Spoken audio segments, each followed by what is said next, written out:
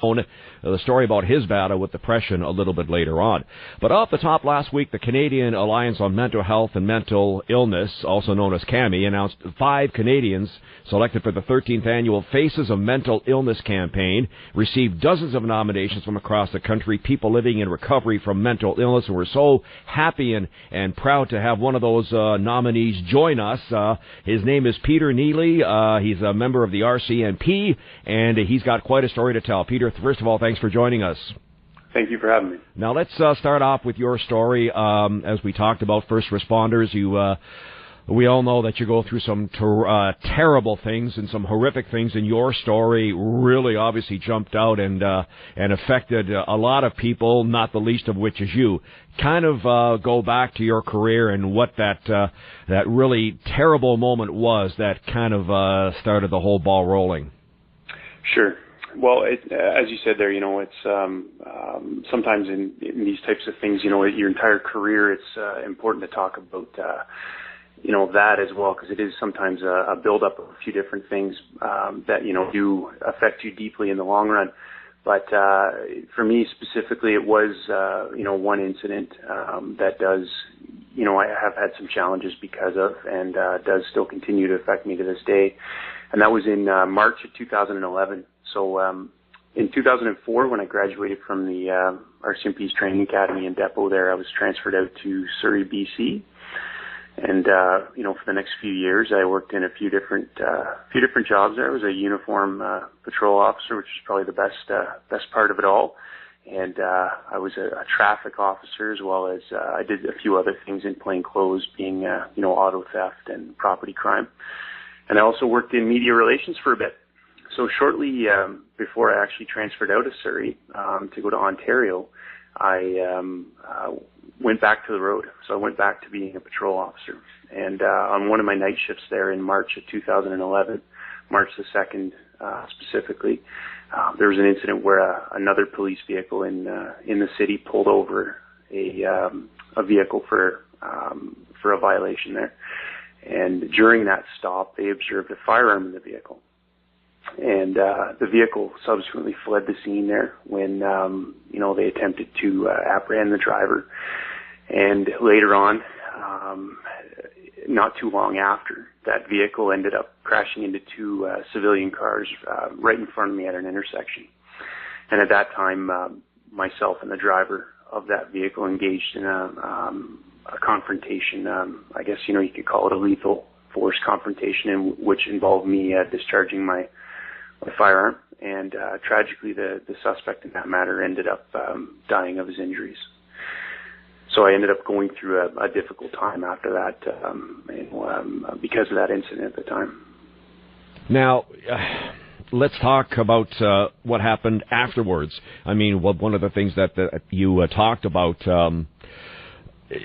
I know that there was an inquest into what happened, and the line you used is, "I've had a feeling like I've never had before, nor I've had it since I believed that I was dead." I can't imagine what's going through your mind at the time when that struggle ensues. No, and you know what? It is difficult to imagine, and even for me to put myself back in that situation, it does bring back that unbelievably scary feeling that, you are facing a situation where, your mind and your body believe right then and there that this is it, you're dead. And I'm very, I'm very happy that it didn't turn out that way, obviously, but the effects of that feeling afterwards were tremendous. At first I was, I actually, I'm not sure what it was, but for a few months there I was fine.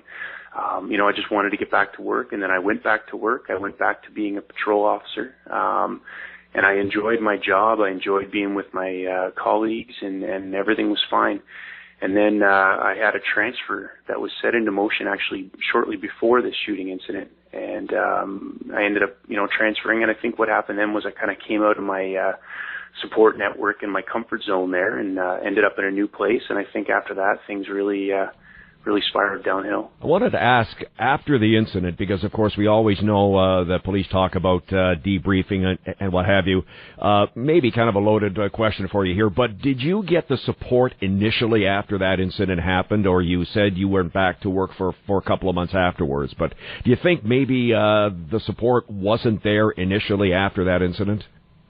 You know what, I had a tremendous amount of support, and I was very fortunate. I think right from the moment that incident happened, I was kind of swept up into the arms of a lot of people that cared, and I think that was the really important part. Was I had a lot of good, close friends out there. My colleagues, I thought of them as family. So they were there for me, and they did everything they could to help me. I had a support network out there, a professional that I was speaking with after this, and it was all very helpful. And the RCMP was there to support me, and from the perspective of the night of, and shortly after, and then that continued afterwards, but sometimes these things, I'm not an expert in this field, but I really don't know if there's anything that can predict what's going to happen. That suddenly things turn the other way in your mind, and suddenly it becomes a negative experience. But it did end up happening about 7 months later.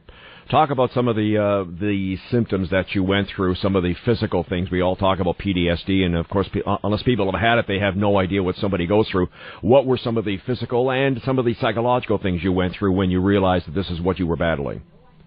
Yeah, well, I mean, physically, a lot of that follows with some of the psychological issues, and I think what I mean by that is I would have flashbacks, and I would have nightmares and whatnot, and so as a result, then I was constantly on edge and tense. Like I'd go with a lot of muscle pain in my upper neck and my back and whatnot there, just from constantly being tensed up. And I had some issues with my jaw. I was constantly clenching my teeth, expecting the worst of the worst around every corner. And you'd wake up in the night being in a really significant sweat there, and sometimes literally screaming out in the night. My wife has had to endure that a few times, and it's an awful experience, and sometimes when I speak about this incident and the aftermath of it, I find myself literally forgetting to breathe, and that's one thing I've had to work on with treatment over time. Is I'll suddenly be basically out of breath, and my chest will be tight and whatnot, and it becomes very difficult. So a lot of times they're just these feelings that you just don't know when they're coming, and you can't. There's really nothing you can do to prepare yourself. So you need to find a way to cope with them when they do come, and that's what the key has been. Now, the RCMP on their website, on their YouTube channel, they have a video called Peter's Story. Why did you decide to go public with your story? Well, that movement came about for me a couple of years after everything had gotten to its worst, and the reason for that was that I found when I was in the worst of this that I just couldn't find anybody saying anything really positive about their experience with PTSD or occupational stress injuries or anything that negative happened to them on the job. There was a lot of negativity around the subject that I felt was perpetuating a lot of the stigmas around it. So, if you're hearing things like, I'm going to get fired because of this, or everybody's going to laugh at me because of this. If you're hearing those things all the time, you might literally start to believe them. So I thought, this isn't how I feel. This isn't what my experience has been. Although I did, before I went into treatment, feel that was going to happen. But we needed to start a conversation around the fact that, hey, you know what? We need to start being there for each other. We need to start knowing that these things can kind of happen to anybody.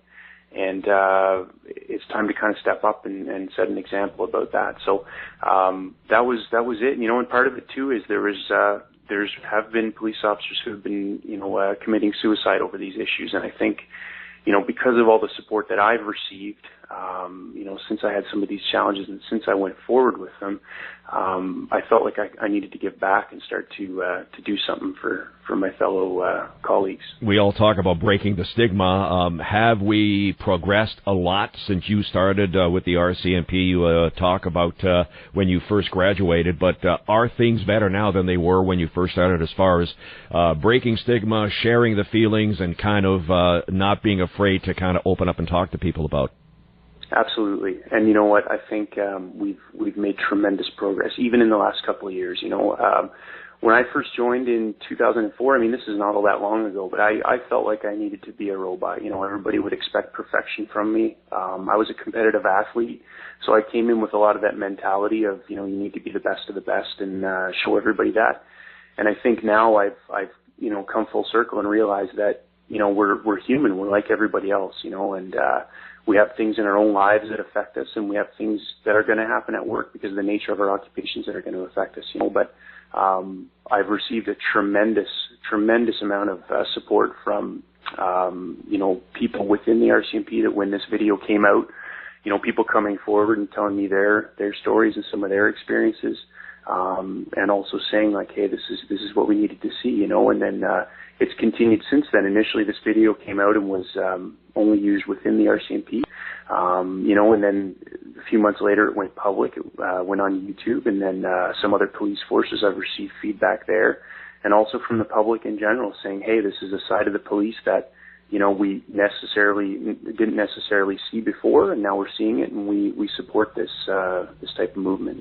How are you now? Does the battle continue? Well, I tell you what, it's I wouldn't be being truthful with you if I didn't say I didn't have my difficulties still. But having said that, I can't even begin to put myself back in the place I was in a couple of years ago when I was in the worst of this. It was awful. I was ruining my life. I was ruining my family's lives. With a lot of the substance abuse, alcoholism. I was putting a lot of these memories away with. And before I went into treatment too, some of the outbursts and the tension that I caused too were terrible, and I can say now that I'm in a place where I'm back to really enjoying my life. I'm enjoying my job. I'm back to being an operational police officer, something that I love doing.